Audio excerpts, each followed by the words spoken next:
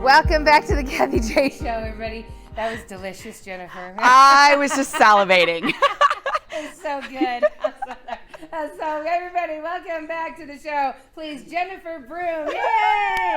Jennifer Broom is our travel journalist as well as an adventurer. You are amazing. I go all over. You go all over, and I love you. I love that this is your life. Yeah. It's amazing. So what I want to do is go through, like, you know, where in the state you can go. We can go like on an overnight trip or just a one-day trip. So we're going to start with lakes, okay? Because you always get asked about the lakes. Yep. That's why we're here. It's in our own backyard. It's time to cool off, and people are looking for unique, special places to go. I have to tell you about this first one because it is one I recently visited, and it has such a wow factor to it. It's Lake Isabel. It is in the Isabel National Forest. It's between Rye and Beulah. So Beulah is about 20 miles west of Pueblo. So to give you an idea as to where I'm talking about, it's in the Wet Mountains. It's on a National Scenic Byway. It's the Frontier Pathways. It's the extension of the Frontier Pathways National Scenic Byways. It's super easy. It's right off the road. There's no hiking involved in this one, which is very rare for me even.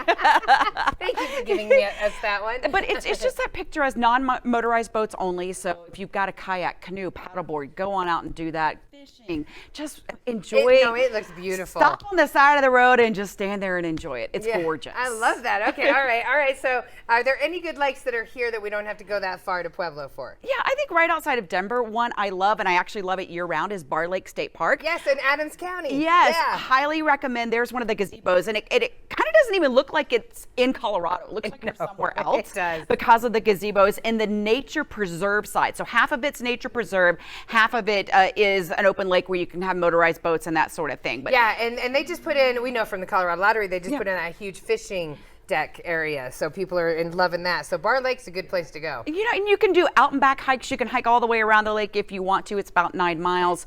You can do just people.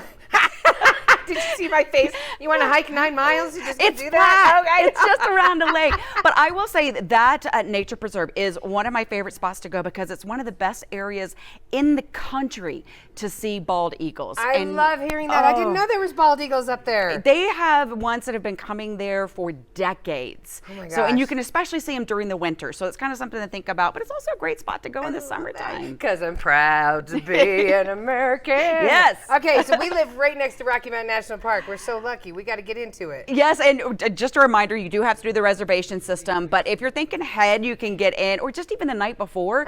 There are openings. I love it because it's not as crowded, and I'm going to take you on 2 different ones. Okay. One, do you want to do the easy one or the harder one first? I want to do, We're doing the harder one.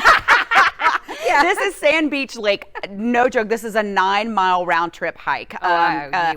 So yeah, this actually just a really, really unique experience. And then you get to this sand beach. When I was there was no one else. You can camp. So if you want to do it as an overnight, absolutely go do that. It's in the Wild Basin area of Rocky Mountain National Park. It's just spectacular. It is amazing. Yeah. Look at that. Yeah, so that 9 miles is manageable if you wanted to do it all in one day, or if you want to do it as an overnight or even a weekend. Or you can just follow Jennifer Broom on her social media and do it with her. Okay, but let me give you one that's like so easy to get to because it is right off of Trail Ridge Road. Okay. This is Lake Irene. It is just close to Milner Pass, so it's more on the west side of Rocky Mountain National Park. Whoa, you want to talk about picturesque?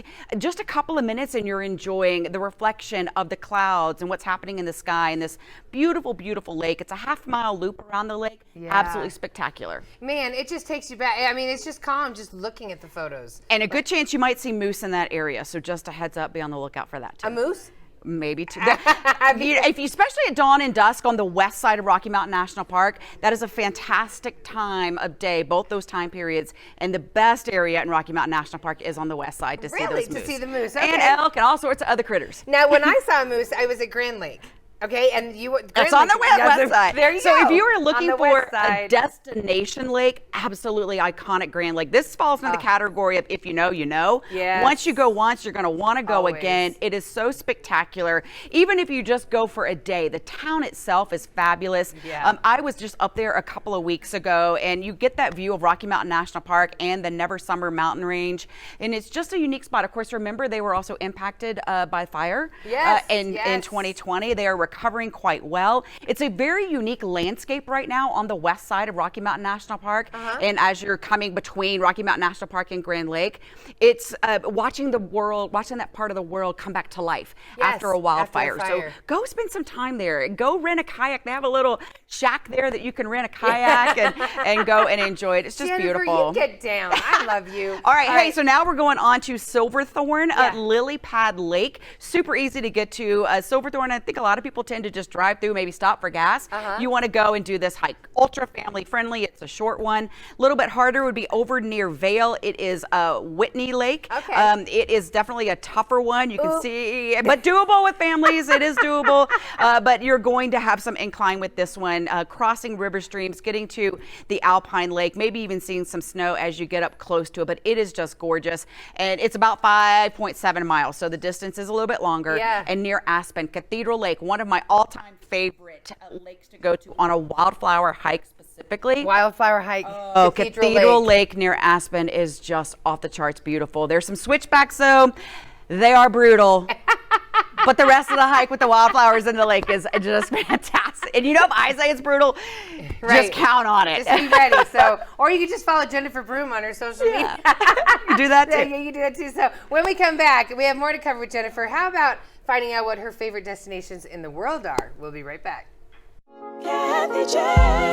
The Colorado Lottery is an official partner of the Kathie J Show. Colorado Lottery, play on.